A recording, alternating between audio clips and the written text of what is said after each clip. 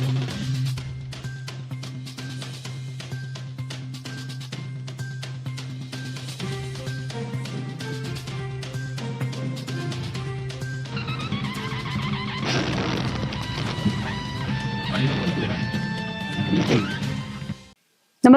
आपण पाहता हिरकणी न्यूज.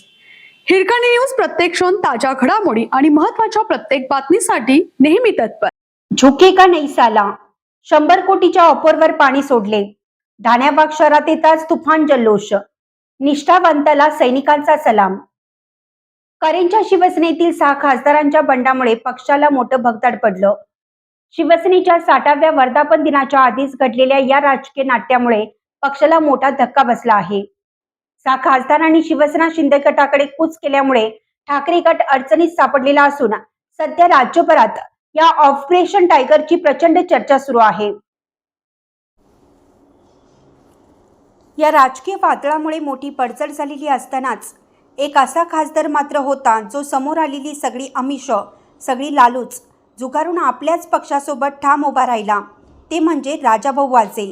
कोट्यवधी रुपयांची विकास कामाची ऑफर मिळूनही राजाभाऊ वाजे यांनी शिंदे गटात जाण्यास नकार दिला आणि त्यामुळे आता शिवसेना ठाकरे गटात अरविंद सावंत, अनिल देसाई आणि राजाभाऊ वाजे हे 3 खासदार आहेत. काल दिल्लीत शिवसेनेची संसदीय दलाची बैठक झाली तेव्हा संजय राऊत यांच्यासह हे 3 खासदारच होते. बंडखोर खासदारांना व्हीप बजावूनही ते बैठकीला न आल्याने शिवसेना ठाकरे गटातील फूट स्पष्ट झाली. मात्र सध्या या खासदारांपेक्षा जास्त चर्चा आहे ती राजाभाऊ वाजे आणि त्यांच्या निष्ठेची. कालच्या बैठकीनंतर वाजे हे नाशिकमध्ये परतले असून त्यांचे नाशिक स्थानकावर जोरदार स्वागत करण्यात आलं. फुलांचा, पाकळ्यांचा वर्षाव औक्षण करून स्मितवंदनाने समर्थकांनी त्यांचं स्वागत केलं.